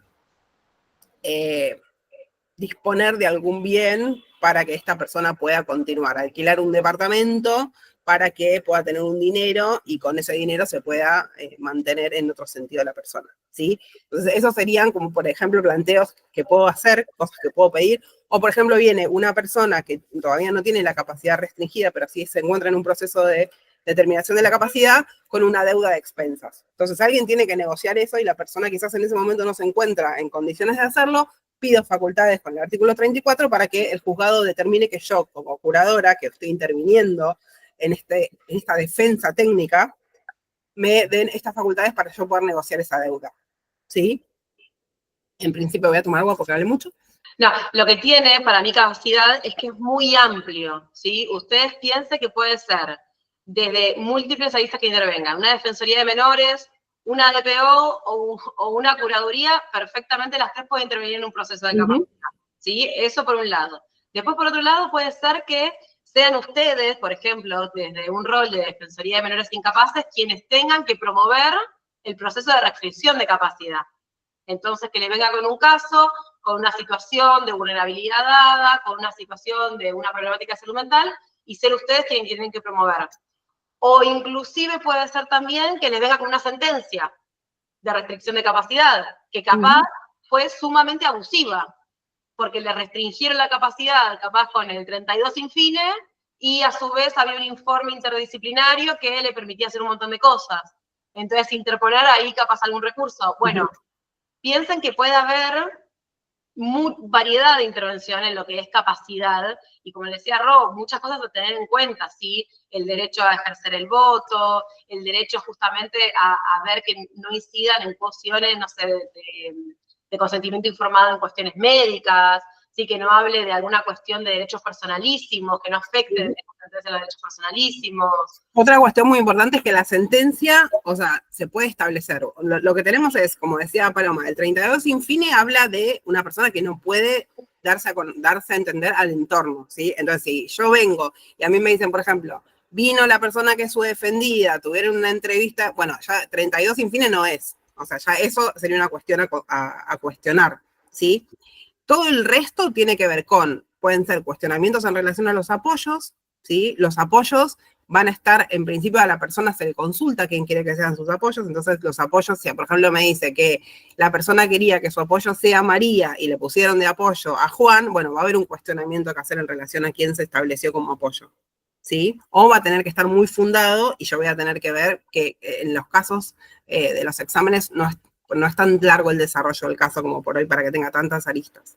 Pero un poco lo que tengo que ver es esto. Cuando se plantea lo de apoyos, el apoyo es alguien que acompaña en la decisión. Si a mí me ponen apoyo en representación y yo de repente puedo hacer un montón de cuestiones que tienen que ver con eso de manera autónoma, un apoyo en representación es mucho más restrictivo que un apoyo. Entonces, ahí también lo que tengo que ver es, vos no me podés poner apoyo en representación, por ejemplo, como decía Paloma, en cuestiones personalísimas, ¿sí? O sea, nadie puede suplir, digamos, mi consentimiento en determinadas cuestiones que hacen a mi persona. Entonces, es muy importante ver si el objeto es que vos sea un cuestionamiento a la sentencia, en qué términos se dio la sentencia y cuáles son las cosas que surgen del caso que esta persona tiene, o sea, como posibilidad de ser limitadas, que siempre son actos jurídicos, no pueden limitarte cuestiones como salir solo de la casa, que a veces cuando uno ve expedientes muy antiguos, esto era real, o sea, te decía que no podía vivir solo, no podía transitar por la vereda, o sea, cuestiones como muy básicas que hoy ya por ahí todos pensamos que está zanjado, pero bueno, podría llegar a ser en un examen, fue hasta hace muy poco. Y otra cuestión importante es que a los 3 años la sentencia se revisa, entonces quizás te pueda venir un expediente para la revisión de la sentencia, que te diga, la persona interesada, o sea, tu defendido o defendida, en cualquier momento podría pedir la revisión de la sentencia, entonces que te venga la persona diciendo que la sentencia le restringe muchas cuestiones, pero por ejemplo, ya se pasó el plazo para pedir algún tipo de apelación, entonces lo que se puede pedir es la revisión, ¿sí? Eso ténganlo en cuenta. ¿Qué otra cuestión? Sí, que muchas veces también lo que hacen es mezclar capacidad con adopción. Como muy típico que capaz sea una mujer que tuvo un bebé, que esa persona tiene una discapacidad con salud mental, entonces quiere vincularse, y bueno, los apoyos que le ayudan a vincularse. Bueno, ese es un caso muy típico de esto, que apartan a un niño o niña del cuidado parental, y bueno, qué medidas se toman con relación a eso, ¿sí? Obviamente ahí que tienen el IJM, que es un fallo súper conocido, que es muy bueno el dictamen de la defensora en relación a eso, a una madre con discapacidad.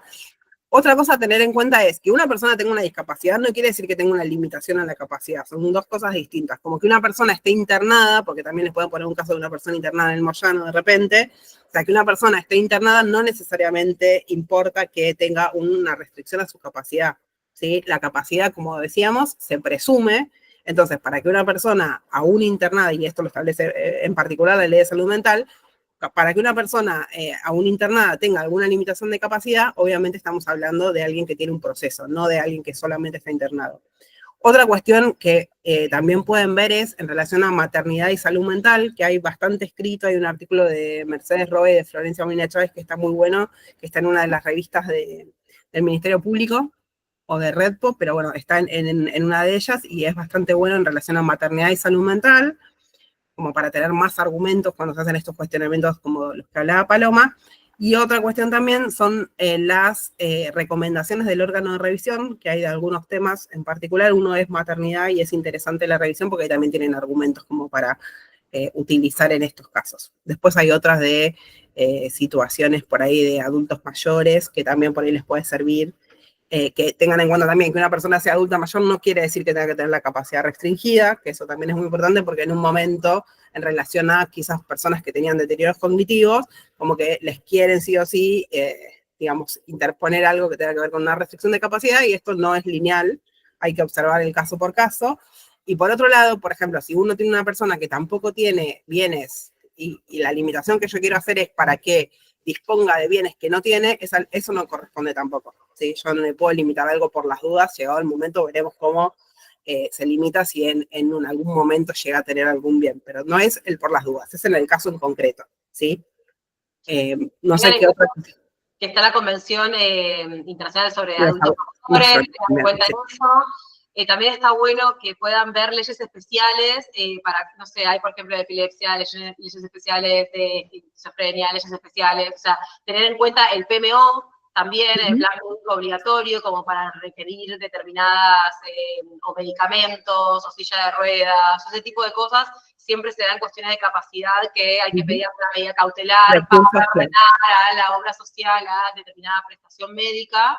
Está bueno tenerlo. Porque tengan en cuenta que cuando disponen, digamos, en el proceso de determinación de capacidad, el juez o la jueza tiene que tener una audiencia personal, esto se hace en el proceso y posteriormente con la revisión también, una audiencia personal con quien es la persona interesada, que es a quien le vamos a restringir la capacidad. Entonces ahí habría también, si no la hicieron, de repente una posibilidad de pedir una nulidad por la falta de esta audiencia, ¿sí? Como para tener en cuenta, meter un poco también ahí cuestiones que tienen que ver con la nulidad. Medidas extrajudiciales se pueden pedir un montón, van a ver, o sea, oficio a PAMI para que le dé tal remedio a no sé quién, para que le otorgue un recurso de, no sé, hospital de día, o sea, todo eso va a surgir un poco del caso, pero en esos casos se puede pedir judicialmente y también se puede pedir por oficio como para tener una por ahí acción extrajudicial. Tener intervención del equipo interdisciplinario para hacer un informe para incluir en el expediente en relación a la persona, tener una entrevista con la persona. Todas esas son cuestiones que se pueden incluir, ir a verlo al lugar donde se encuentra, lo podemos decir como algo que también hace al acceso a la justicia, como para meter un tema más amplio en relación al ejercicio de la defensa pública. Pero bueno, esas son por ahí las cuestiones más relevantes en relación a capacidad. ¿Alguna pregunta en capacidad? Bueno, paso al último tema, que así como específico que pensamos darles, que es alimentos, ¿sí? Alimentos, si bien lo pusimos como tema, a veces en los exámenes lo ponen como medio mechado, o con capacidad, o con adopción, ¿sí? Se puede dar que capaz tenga que pedir alimentos en algún otro caso, que lo principal sea o la capacidad, o la adopción, o el desalojo, no tanto el proceso de alimentos.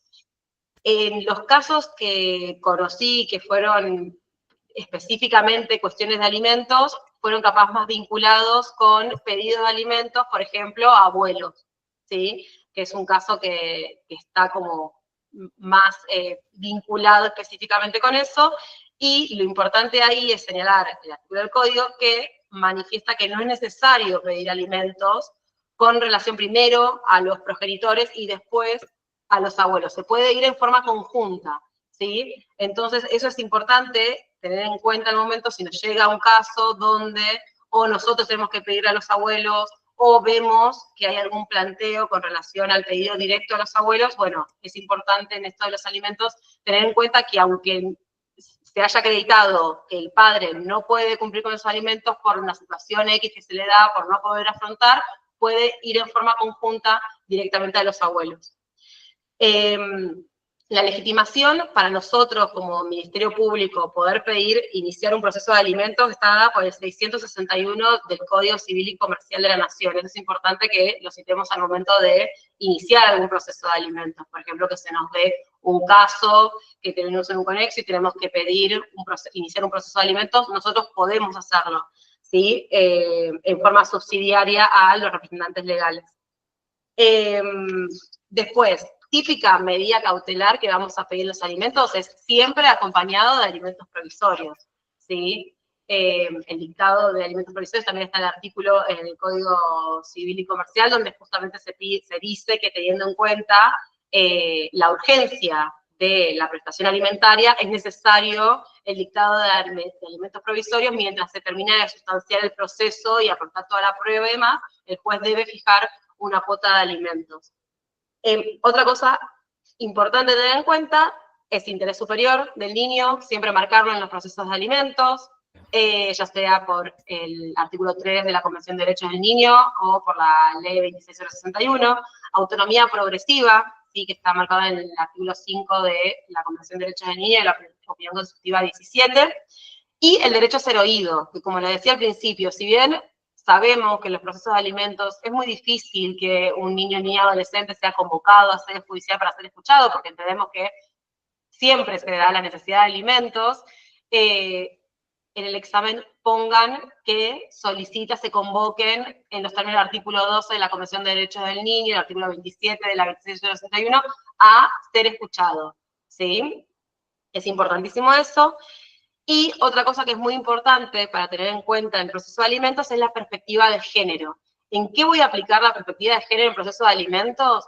En justamente las tareas de cuidado que generalmente hacen las madres que se encuentran a cargo de los niños, niñas y adolescentes, y que esas tareas de cuidado deben ser valoradas en forma monetaria al momento de resolverse la prestación de la cuota alimentaria, ¿sí? Entonces, la cuota alimentaria voy a pedir que sea fijada en base a los ingresos del alimentante, a las necesidades que tienen los alimentados, y a su vez con perspectiva de género sobre las tareas de cuidado que desarrolla la madre al momento de estar en forma cotidiana con esas niñas, niñas y adolescentes. Después, otra cuestión que también está buena, que se introdujo últimamente mucho, es la actualización de la cuota alimentaria. Antes, con la previsión de indexación, que ahora, bueno, fue modificado por la Corte Suprema de Justicia y la Suprema Corte de la Provincia de Buenos Aires, la Suprema Corte, en el caso Barrios, de abril del 2024, justamente habló sobre la inconstitucionalidad de la prohibición de indexación, y tener en cuenta la necesidad de actualizar, de mantener actualizados los montos de las cuotas alimentarias. Entonces, no solamente vamos a pedir que se fije una cuota alimentaria, sino que a su vez vamos a pedir que se fije un índice de actualización para mantener esa cuota alimentaria actualizada. Por ejemplo, puede ser la canasta básica o algún índice que queramos guiarnos como para que se actualice periódicamente. Algo respecto a medida cautelar. Al momento de medida cautelar es importante, pedimos alimentos provisorios, obviamente que ya beneficia el derecho, peligro en la demora, lo vamos a fundar en base justamente a la necesidad alimentaria que tiene esta cuota que estamos pidiendo, provisoria, y a su vez es importante algo para que tengan en cuenta en todas medidas cautelares que se pidamos, que no es exigible para las defensorías públicas de menores incapaces la caución, la contracautela. Y esto nos basamos, decimos que no es exigible, ¿en qué términos? Del artículo 200, inciso 1, del Código Procesal Civil y Comercial de la Nación, ¿sí? Entonces, al momento de peticionar esta medida cautelar, decimos beneficio del derecho, peligro en la demora, y que no es exigible esta caución en términos del artículo 200, ¿sí? Bueno, perspectiva de género, después tenemos que tener en cuenta la obligación de abuelos, ¿sí? De poder dar prestaciones alimentarias, esto que les decía al inicio, no necesariamente tener que tener finalizado el pedido y trámite del progenitor o progenitora, y a su vez también de hijos afines, también se puede pedir al progenitor afín prestación alimentaria, y hubieron casos que también se exigieron alimentos a personas que tuvieron guardas preadoptivas. Eso también está bueno tenerlo en cuenta. ¿Por qué? Porque puede ser transversal a algún proceso de adopción que se haya dado de forma fallida, que bueno, que por haber estado en un periodo de cuidado durante determinado tiempo con una guarda preadoptiva otorgada, es obligación de, y hay fallos, ahora se los paso, de Mar del Plata, donde ordena al guardador con guarda preadoptiva a otorgar alimentos a ese niño, niña o adolescente por el mismo plazo que duró esa guarda, ¿sí? Entonces también está bueno. Este fallo que les digo es de Mar del Plata, es S de corta M del 29 de noviembre del 2016.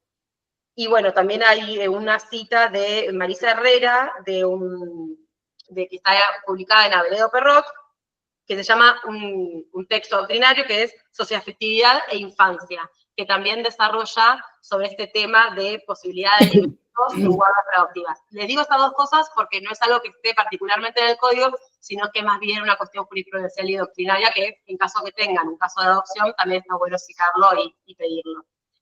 Tengan en cuenta otra cosa que también puede pasar, o sea, Paloma les hablaba desde el lado de DMI, también puede pasar que ustedes sean patrocinantes de repente, la madre solicitando alimentos, ¿sí? En esos casos, lo mismo, alimentos provisorios, toda esta cuestión, y lo que se puede pedir en algún lado es la retención directa de lo que es estos alimentos provisorios y llegado el momento la cuota alimentaria. ¿Sí? Que a la persona que tiene trabajo en blanco se le pueda retener directamente esta cuota y esa obligación cae en cabeza de quién es el empleador, ¿sí? Y en algunos casos, que hay un artículo en relación a esta retención, queda también obligado este empleador en el caso de que no la haga, de que no la cumpla.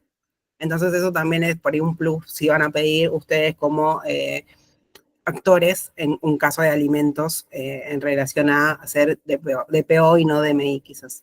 Sí, igual el ministerio también se puede, inclusive le sumo posibilidad, miren, desde el 550 del Código Civil, artículo 550 hasta 553, están todas las medidas cautelares que se pueden pedir para instar el cobro de alimentos, de modo tal que capaz alimentos provisorios ya están fijados, por ejemplo, pero pueden pedir, o además de pedir alimentos provisorios, pueden pedir alguna medida como para lograr el efectivo cobro de sus alimentos.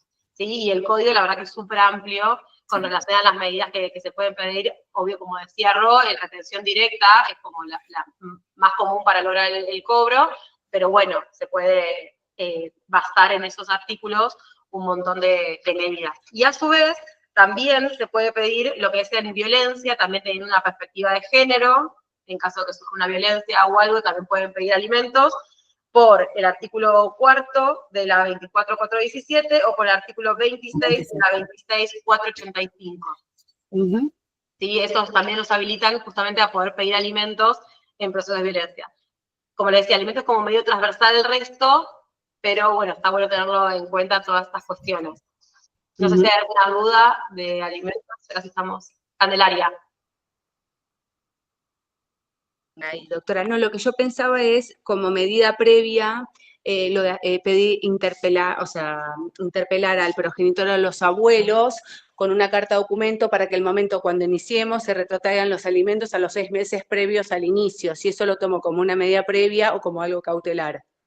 ¿Se entiende la pregunta? ¿Cómo establece el código? La posibilidad de que si yo, por ejemplo, viene la persona y me dice, bueno, y no tome acciones, etcétera. Bueno, yo pensaría te inicio el proceso judicial, pero vos tenés esta carta documento de que solicitaste alimentos, como el código dice que te dan un plazo de 6 meses de gracia extra para la fijación de la cuota por la no sé si soy clara en lo que quiero decir. No lo pondría en el examen. No, para mí acordate que en el caso de que pongan algo que no está en el examen, lo tienen que poner en el hipotético caso que ocurra que tal cosa, o sea, no lo pongan como sentado porque ahí estás añadiendo hechos al caso. ¿Sí? O sea, yo lo pondría como en caso de no X cosa, bueno, en ese caso... En caso de que no se haya, si las partes no hubiesen presentado esta carta documento, iniciaría cuanto antes, si soy defensoría oficial, el proceso de alimentos, pediría alimentos provisorios y cautelares, pero digo, pregunto por cómo se maneja en Nación para preguntarles por qué no lo sé. Digo, directamente en la provincia tenemos lo que es consejero de familia, etcétera, en Nación no, y se va a mediación para alimentos. Digo, ¿se inician directamente los procesos de alimentos o primero se intima por una carta documento fehaciente que me va a dar ese plazo extra? ¿Se entiende mi pregunta? A lo que va más a lo procesal. El examen directamente iniciaría el alimento, Candelaria. Perfecto. Si vos ves que el examen va por ese lado, que es iniciar alimentos, y lo iniciaría. Buscaría una medida extrajudicial por otro lado, ¿sí? Perfecto. No tanto ir a una mediación previa o algo. Perfecto. Es importante que no agreguen cosas, porque eso también lo cuestionan. O sea, si a mí no me cierra mucho el caso y empiezo a ponerle mucho condimento, te van a decir, bueno, esto no es lo que te preguntamos. Entonces, o sea, abstenernos a lo que nos preguntan, ¿sí? Eso es importante. ¿Alguna otra pregunta? Estamos largas de tiempo. Bueno, tratar de responder lo que nosotros entendemos que el jurado quiere que respondamos, ¿sí? No es tanto lo que haríamos en los hechos, en la realidad, sino más bien de decir, bueno, a ver, si yo siento que me viene para, no sé, pedir un alimento, bueno, lo pido, y soy defensoría, me dicen que soy defensoría de menores incapaces, bueno, lo pido en esos términos, soy DPO, lo pido en esos términos.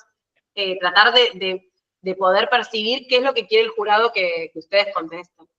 No, perfecto, la acción de fondo la entendí, digo, como la previa es como, depende de la acción en la que actúe, ¿cómo haría yo, además de eso, gestiones extrajudiciales para lograr, mientras se tramite, me dan la cautelar? Esto que ustedes decían, bueno, puedo liberar un oficio en los términos como, no sé, como dijo usted en lo del desalojo, bueno, vivienda, esto, bueno, de alimentos previo, más allá del inicio y que vayamos a una mediación o lo que sea. ¿Qué puedo hacer yo previo, más allá de pedir al CINTIS un oficio para ver qué tiene esta persona o no? ¿Qué puedo pedir en ANSES? ¿Qué puedo pedir en todo el audio? ¿Qué otra acción previa puedo para acompañar? En Nación, habitualmente, cuando pedís los alimentos con los provisorios, no tarda más de una semana en salir, no es algo que se demora muchísimo tiempo. Perfecto. Entonces, digamos, si la acción que vos ves que están buscando es la de alimentos, como empezar con la acción. Quizás Ir como por ahí. para no, viste, hacer, porque vas a terminar haciendo un desarrollo extenso como para explicar toda esta situación, y eso, te come espacio en el que tenés que poner y quizás es confuso al momento de la No, corrección. como dijeron ustedes al principio, voy a lo que ellos me pidieron, me pongo expedita y respondo. Gracias, doctora. Y las medidas extrajudiciales que vos dijiste, esto del síndice y demás, están perfectas, ¿sí? Que ya digas eso ya es un montón. Bueno, gracias. Bueno, no sé si alguien más, pues ya estamos a 1 hora y media, quiere preguntar algo que haya quedado un poco Alguien claro. alguien que haya rendido, que quiera dar alguna otra recomendación quizás también, que no haya surgido de nosotras, para los que por ahí es la primera vez que rinden.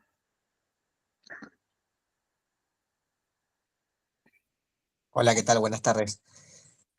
Para- Bueno, no, a mí lo que me pasó en el examen anterior, que fue el primero que rendí, es que estaba en ese día como muy insistentes con que, bueno, no quiero formato de dictamen, no lo quiero así, no lo quiero así, entonces como que no me quedó bien como redactado en los tiempos por ahí verbales, me quedó como muy potencial, como que quedó muy dubitativo, y en la corrección se remarcó eso. Y yo en esta reunión acabo de entrar justo media hora después, donde justo terminaban los lineamientos generales, y vos, Paloma, decías de encararlo de esta manera, la jurisprudencia, la doctrina en la que lo fundamentás y seguir adelante.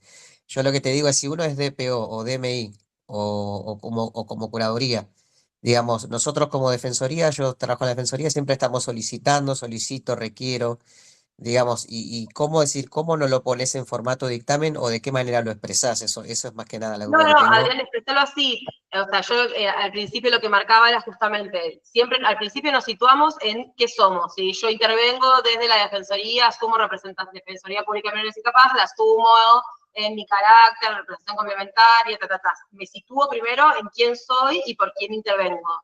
Y a partir de ahí pido, requiero, se fije alimentos, provisorios en los términos de tal artículo, en base a tal jurisprudencia. O sea, lo redacto como si fuera un escrito, pero no es que le pongo apartado 1 ni apartado 2, y como justamente son 3 carillas nada más, tampoco te da tiempo ni siquiera de poder hacer enter, ¿me entendés? Como que lo medio que lo pones todo junto, pero lo vas pidiendo. Y si no, quiero esto y lo fundo en base a esto.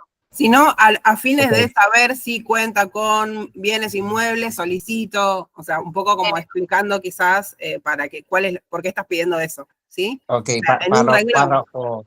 Párrafo, ir pidiendo y fundamentando. Claro, en atención de observar si el derecho a la educación se encuentra garantizado, solicito, se libre oficio el colegio para ver, ¿sí? Okay. Como Ahí recién dijeron, por texto recién dijeron que se iba a subir esta charla a YouTube. Ahí está diciendo que se sube mañana a YouTube. Ok.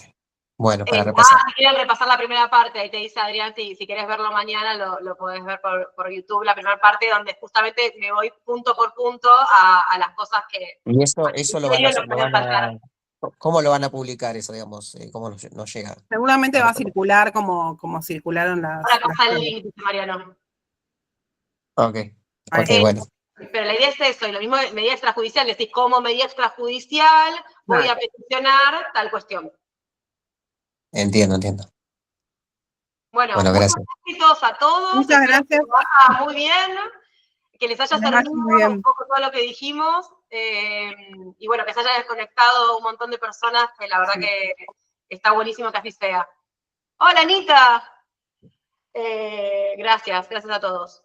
Bueno, muchas gracias. Esperemos que tengan éxito en los exámenes. Vayan tranquilas. Y bueno, es una experiencia, así que tómenlo como es. Gracias a las expositoras. Valentina acaba de colgar el... Se te escucha bien, Mariano. Ay, no. Bueno, que Valentina acaba de colgar ahí el link para entrar a ver el link del canal de YouTube donde se subieron todas estas charlas. Perfecto. Bueno, gracias a todos. Gracias. Hasta luego. Chao, muchas gracias. Gracias, Paloma y Rosalía. Muy claro, buenísimo. Gracias, Valen, por encargarte de la conexión.